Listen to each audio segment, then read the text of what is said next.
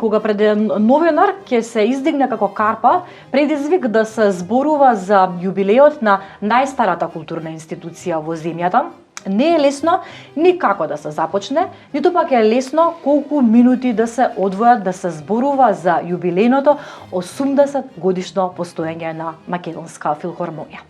Ние во следните минути ќе се обидеме да направиме, да дзирнеме или да нурнеме низ црно-белите фотографии, црно-белиот албум на животот на Македонската филхармонија, но и ќе се обидеме да направиме ретроспектива за 2024 година. Во продолжение ќе пулсираме во ритамот на филхармонија. За таа чест зборуваме со директорот Александар Кутевски. Ви благодарам што прифативте да зборувате за Слободен печат. Ви благодарам на вашата покана. За почеток ќе ви честитам две работи. 80 години постоење на Македонската филхармонија, но и ваш значаен јубилеј во оваа институција. Вие сте 10 години овде. Апсолутно. Македонска филхармонија ова сезона слави 80 години јубилеј како една од најстарите институции и најстар музички колектив, оформен 11 дена после војната, Втората светска војна, каде што маестро Тодор Скаловски со неговите пријатели ја даде идејата за оформување на државен оркестар. Од тогаш до сега Македонската филхармонија поминала преку многу предизвици, оперативни, музички, и верувајте дека ние, оваа генерација на колеги вработени во Македонската филхармонија, го живееме сонот и идејата која што била зародиш пред 80 години, замислете.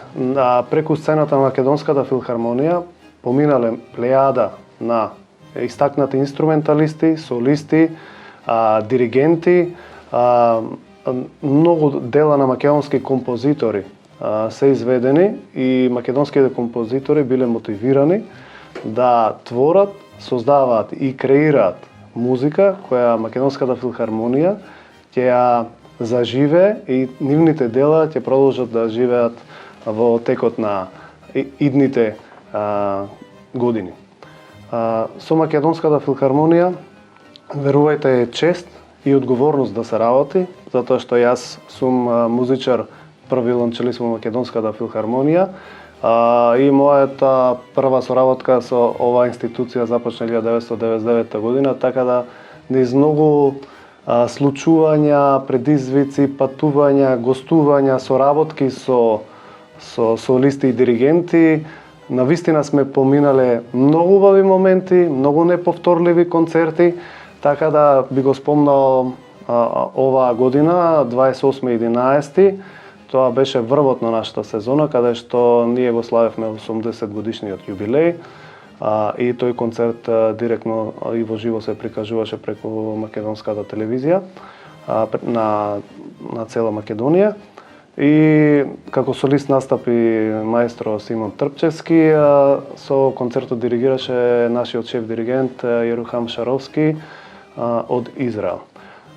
Исто така ја отсвиревме и Малер, Титан, првата симфонија. Верувајте дека Македонската филхармонија, оваа генерација на музичари, се во идеален баланс измеѓу квалитет и искуство и младост, и тоа е еден многу значаен момент затоа што секогаш Македонската филхармонија е отворена за најквалитетните кадри и е водечка институција за креирање на културното ниво во нашата држава. Не случајно се нарекува новата сезона Одисеја. Што се крие за тоа име? Како што веќе кажав, Одисеја значи многу предизвици, не само на музички план, него и техничко-оперативни. Низ овие 80 години поминала филхармонија, ние до пред 2017 година немавме ни сопствен објект. Македонска филхармонија функционираше во домот на армијата, претходно во драмски, во други институции, каде што беше цело време подстара.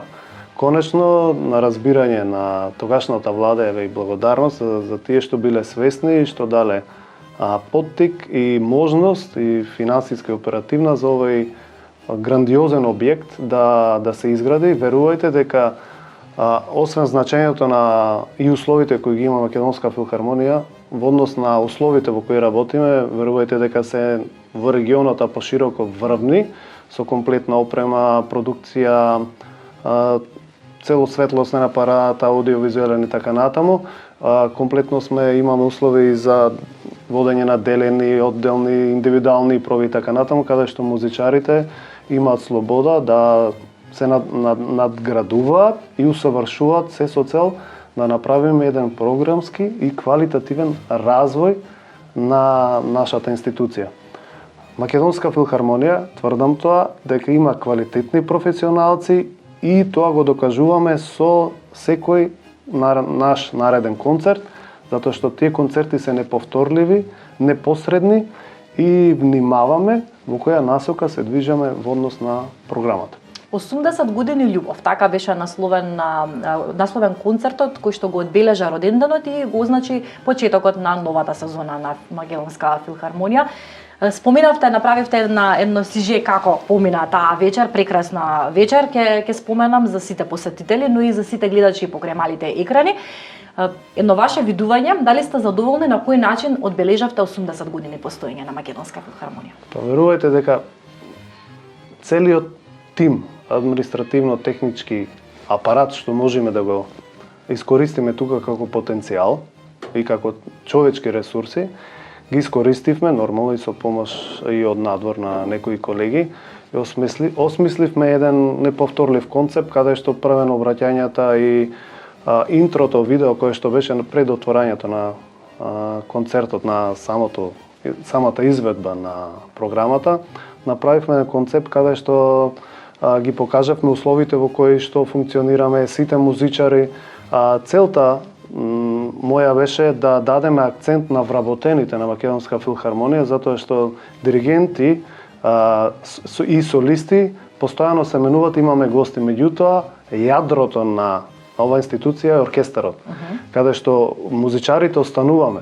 Диригенти и солисти се менуваат, меѓутоа сакав да им се заблагодарам не само на оркестарот на вработените, него на сите колеги, затоа што повторно ќе повторам, имаме квалитет, имаме професионалци и знаеме каде се движиме.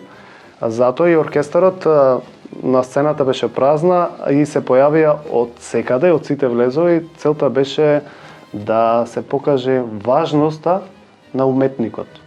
Затоа што уметникот сака да креира во слобода, сака да ние сме многу сензитивни и сакаме таа емоција која композиторите ја пишувале во нивните дела напишана со нотен запис, да ја пренесеме, а публиката тоа да го осети.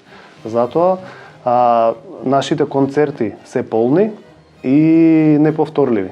И ги повикувам сите љубители на класичната музика да бидат во што поголем број присутни на нашите концерти, затоа што и во наредната 25-та, 26-та не очекуваат изворедни солисти, диригенти во смисла на дувачите, хорнисти, тромбонисти, виолинисти, вилончелисти, пијанисти. Освен симфониски концерти, Македонска филхармонија спрема и камерни концерти на малата сцена и акцент ова сезона даваме на изведба, на почеста изведба на дел од македонски композитори и на македонски врвни инструменталисти. Затоа што ако ние не ги почитуваме и поддржуваме нашите уметници, кој ќе го направи тоа? Апсолутно е тоа така.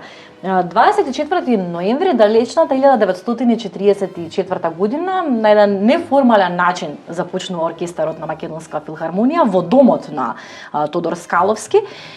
Духот на слободата бил преточен во музика и додека се уште ги слушале звуците од куршумите по завршувањето на војната, десетина луѓе се собрале во еден дом и се одлучиле да започнат нешто величинствено, нешто значајно на кое што ние денеска се воодушевуваме. Што мислите? Дали тој жар што тогаш се појавил кај овие луѓе се уште тлее меѓу оркестарот на Македонска филхармонија? Па не случајно ние го кажавме насловот љубов, затоа што Македонска филхармонија, да се биде член на Македонска филхармонија значи и љубов и сон. Во музиката не можете да го натерате уметник да продуцира и да изведува камерни и симфониски дела ако не чувствува внатрешен порив. Потполно ја разбирам идејата и поривот кој го имале нашите претходници, затоа што ние цело време, еве тие тогаш во нивното време после војната, замислете колку негативности се случувале, а тие секогаш мислеле на убавото. Има една позната изрека на Маркус Аурелиус: квалитетот на вашиот живот зависи од квалитетот на вашите мисли. Замислете која мисла ја имале тие наши основачи и едноставно немам зборови за нивниот авторитет, нивниот сон и еве каде сме стигнале. Значи за една идеја да се преточи во реалност, а од трънја до звезди, што би се рекли, што се зборува, затоа што низ тие предизвици никогаш не се откажале. Никогаш нашите претходници не се откажале на првата препрека да немаме ноти, да немаме инструменталисти, да немаме простор, да немаме услови. Свиреле по театри на отворено, и после земјотресот, значи под секакви услови сакале да избегнат таа реалност и да живеат во еден тоа е храна за духот. Ние нашата публика кога ќе дојде сакаме да се чувствува убаво, да излезе од реалноста и да има возможува една убава емоција и духовна храна. И затоа сметам дека Македонска филхармонија како стожер на македонизмот е сигурна, го знае правецот, има професионални луѓе и тоа го потенцирам цело време затоа што верувате зградата без луѓето нема толкава тежина и длабочина. Луѓето сме ние кои ја даваме вредноста и насоката на каде што ќе се движиме. Затоа цело време потенцирам, ги потенцирам и се заблагодарувам на колегите затоа што навистина имаме капацитет. Мозокот, срцето, душата се луѓето, оркестарот и сите вработени кои што се дел од оваа институција. Кажете ми колкав е составот на оркестарот, колкава е бројката денес? Околу 90 на луѓе плюс хонорарци кои ги повикуваме во завис од потребата и големината на делото кој го изведувам. Ако се свртиме наназад во 2024 година, како помина, како можеме да одбележиме што се случуваше на сцената на Македонската филхармонија во годината во изминување? Знаете како многу тешко да се фаворира некој концерт или изведба. Јас би кажал, еве за мене позначајните отворањето на Охридско лето со маестро Џулијан Раклин, нашето отворање на сезона со како гостин Ана Дурловски како сопран, роденденскиот концерт, љубовниот ни е следна година во февруари. Така да верувајте дека ние се трудиме секогаш концертите да секој концерт нареден да ни е поквалитетен од претходниот и учиме од забелешките, од коментарите на колегите, како да бидеме се подобри во иднина. Целта наша како оркестар институција е да станеме рамо-рамо со европските оркестри и верувајте дека имаме можност и визија тоа како веќе сме и како да го потврдиме тоа со гостувања наредна сезона, со соработки, еве можда ја најавам соработката со Софиска филхармонија и Симфонискиот оркестар од Солун, каде што на 17.2 следна година ќе направиме еден заеднички проект Кармина Бурана во НДК во Софија и повратно ќе имаме Симфонискиот оркестар од Солун за прв пат ќе гостува во нашата институција на 17 мај. Така да нешто сме во преговори за еден заеднички проект тука во Македонија. Така да ние соседите мора да се поддржуваме. И долго време ја изгубивме на таа некоја некомуникација, меѓутоа свативме, имавме заеднички состанок дека сите сме желни тоа да го промениме, затоа што кога ќе заврши зборот на моќта на зборот, продолжува моќта на музиката. Тоа е единственото нешто каде што сите се согласуваме без никакви забелешки.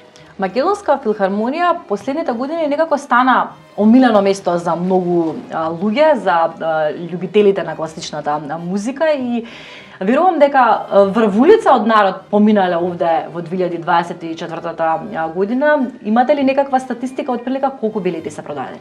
Од прилика вака не е формално, може да кажам дека околу 10.000 билети се продадени.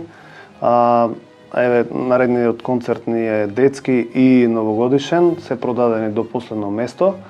така да зголеменоста на посетеноста на нашите концертни е евидентна и наредна година ќе направиме статистика за 2024 година, поддржана со факти и бројки. И не е само целта продажбата на карти, него е целта како да го заинтересираме оној дел од публиката кој не доаѓа често, како да оформиме нова публика, како да направиме млада публика и затоа имаме стратегија за тоа. Точно, тоа сакав ова го направив како вовед да стигнам до тој момент. Планираме многу детски концерти, многу детски работилници каде што непосредно сите заинтересирани млади дечиња кои ќе покажат афинитет да се запознаат со инструментите, посебно на пример виолончело, виолина, контрабас, да им ја разбиеме и развиваме нивната креативност и да знаат што значи да се занимава едно детенце со музика, затоа што ако од млади нозе ние ги втемелиме таа љубов, тој сон, таа дисциплина, таа пожртвуваност да се стане еден музичар, ако не успееме да стане инструменталист, ќе успееме да стане љубител на нашата музика. Така да сигурно ќе успееме и не можеме да сигурни сме дека ќе направиме нова публика. Кутевски, за самиот крај, што е за вас Македонска филхармонија? Пак ќе повторам. Љубов, чест, одговорност. Јас сум дел од моите колеги и повторно ќе се вратам после мојата функција како директор во ова институција на сцената и веќе по некои концерти планирам да ги свирам, затоа што едно е да се биде дел како менаџер, меѓутоа не сакам да го изгубам тој сенс и допир со сцената, со диригентите, тој порив кој ни дава енергија да продолжиме да функционираме понатаму. Ви благодарам што одвоивте време. Ви благодарам на поканата. За самиот крај почитување ќе се одјавам со еден цитат. И додека нашата славна армија се уште водеше ограничени борби со фашистичките орди по сремските полиња, во токушто ослободената Македонија и незиниот главен град Скопје се одржа состанок на група музичари, основоположници на првиот симфониски оркестар на Македонија, напиша Тодор Скапус.